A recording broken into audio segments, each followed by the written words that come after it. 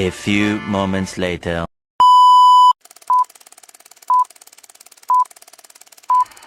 Halo, Assalamualaikum warahmatullahi wabarakatuh guys. Kenalkan, namaku Sofia, lebih tepatnya Sofia Tenaja, dari kelas F2 semester 5, Prodi Tasawuf dan Psikoterapi, Fakultas Usuluddin dan Filsafat, UIN Sunan Ampel, Surabaya.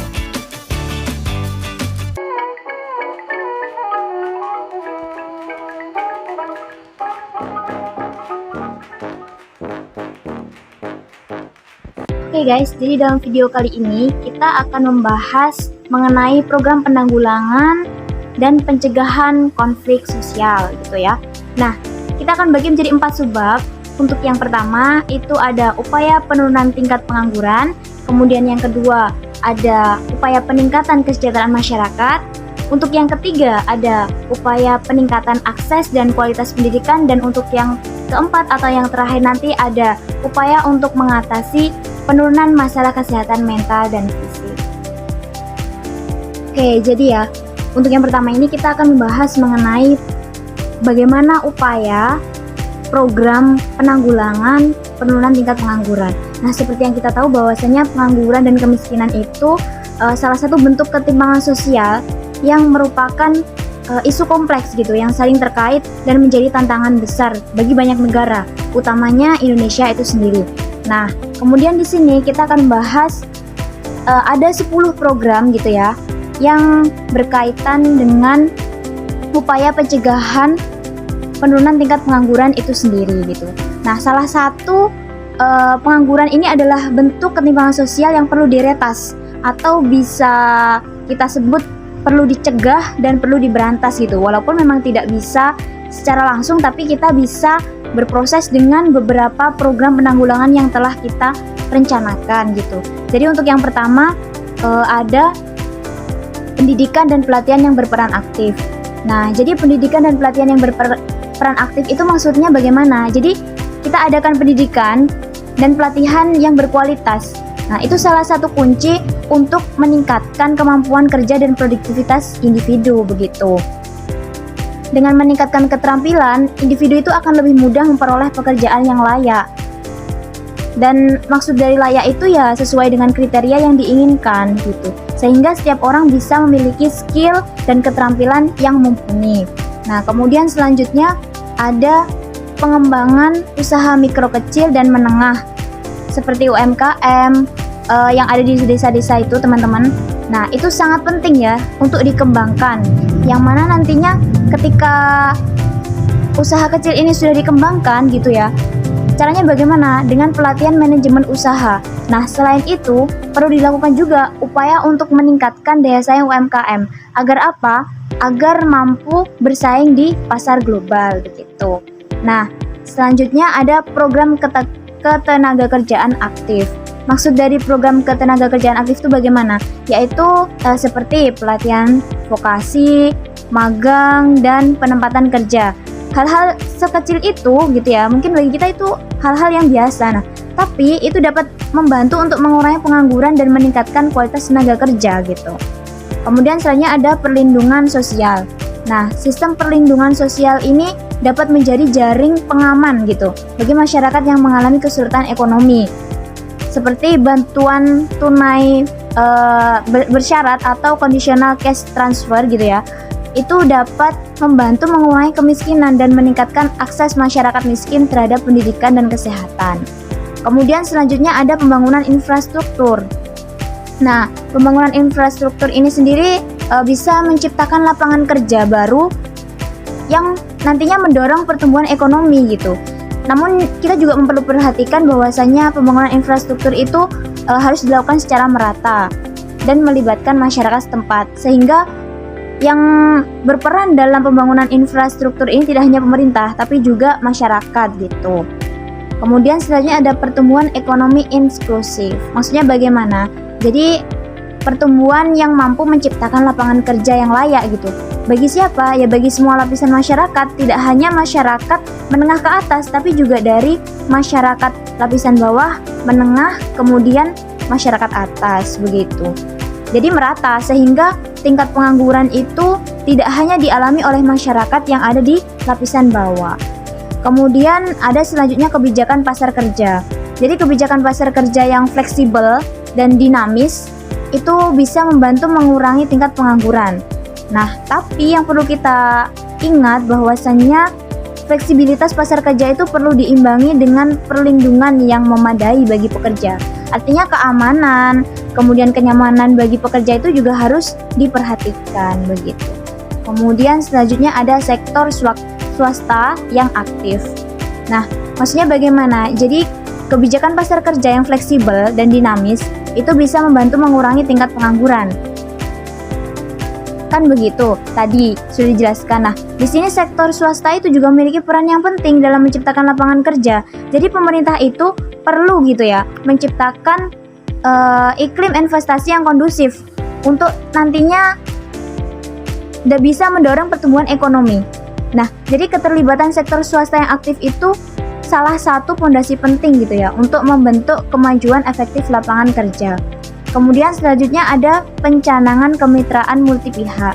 Jadi untuk mengatasi masalah pengangguran, kemiskinan dan ketimpangan sosial itu perlu kerjasama antar pemerintah, swasta, dan masyarakat sipil gitu. Jadi 3 komponen itu harus saling berperan aktif begitu.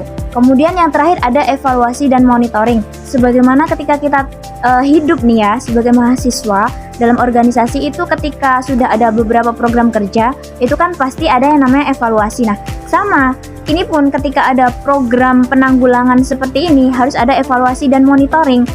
Untuk apa? Jadi hal itu diberikan untuk mengukur keberhasilan dan dalam melakukan kebijakan yang sudah dicanangkan gitu ya. Jadi untuk memperbaiki mana yang nantinya ditambahkan dan mana yang nantinya harus dikurangi dan dibenahi begitu.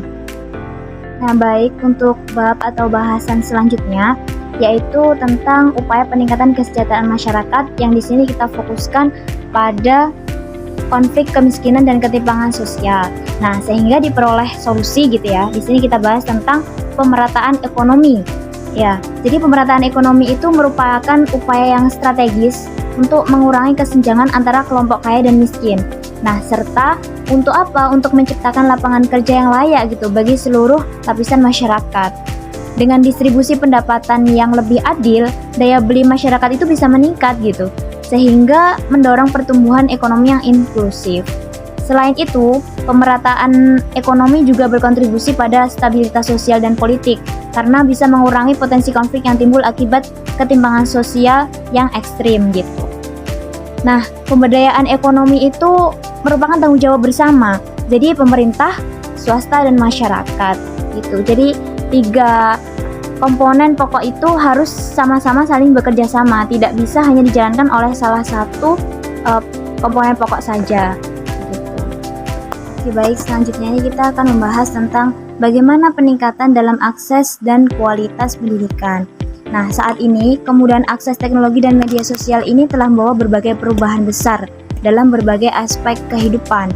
Informasi itu dapat diakses dengan cepat gitu ya, teman-teman, dan juga mudah melalui internet yang dapat memungkinkan orang untuk bisa belajar dari berbagai sumber, di mana dan kapan saja. Platform pendidikan online juga menawarkan berbagai kursus dan materi pendidikan yang bervariasi dan bermacam-macam, sehingga itu memudahkan kita untuk bisa mengakses berbagai ilmu pengetahuan dimanapun dan kapanpun gitu, tanpa terkecuali. Nah, oleh karena itu, salah satu program yang penting yaitu pendidikan yang didukung oleh teknologi. Nah, itu salah satu inovasi dalam dunia pendidikan untuk memungkinkan berbagai macam pihak itu untuk bisa belajar dengan cara yang lebih efisien dan efektif. Jadi dengan model pendidikan seperti ini, setiap orang itu dapat memanfaatkan teknologi gitu ya, untuk mengakses materi pelajaran secara interaktif dan bahkan menerima respon secara langsung. Nah, hal itulah yang menjadikan proses belajar interaktif itu dapat memberikan atau dapat menjadi salah satu bentuk program dan upaya yang bisa dimanfaatkan untuk meningkatkan akses dan kualitas pendidikan begitu. Oke, baik. Untuk yang terakhir ini kita masuk pada pembahasan upaya untuk mengatasi penurunan kesehatan mental. begitu ya. Perlu kita ketahui bahwasanya Gen Z zaman sekarang gitu ya, 78% itu ditemukan dan terindikasi terkena gangguan kesehatan mental. Lalu bagaimana gitu cara untuk mengatasi hal-hal itu yang berkaitan dengan gangguan kesehatan mental? Oke, jadi yang di sini pertama ada edukasi dan kesadaran. Jadi meningkatkan pemahaman masyarakat tentang kesehatan mental dan fisik itu sangat perlu gitu. Dan juga kesadaran bagaimana? Kesadaran untuk kita bisa menjaga kesehatan mental kita, karena kesehatan mental itu kan bersumber pada psikis yang nantinya itu pasti merambat pada kesehatan fisik begitu. Kemudian yang kedua ada akses layanan kesehatan. Nah, jadi memperbaiki akses ke layanan kesehatan mental dan fisik itu merupakan salah satu bentuk program yang bisa meningkatkan jaminan kesehatan mental untuk masyarakat setempat begitu. Kemudian ada yang ketiga, dukungan komunitas. Jadi membangun jejaring dukungan itu perlu dan penting sekali di tingkat komunitas, di tingkat daerah, dan bahkan mungkin di lingkungan setempat gitu ya. Nah, sehingga itu dapat memberikan ruang bagi setiap individu untuk berbagi pengalaman dan juga mendapatkan dukungan emosional.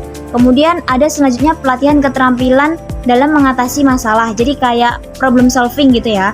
Nah, itu bisa diberikan untuk dapat meningkatkan ketahanan mental dan emosional setiap individu.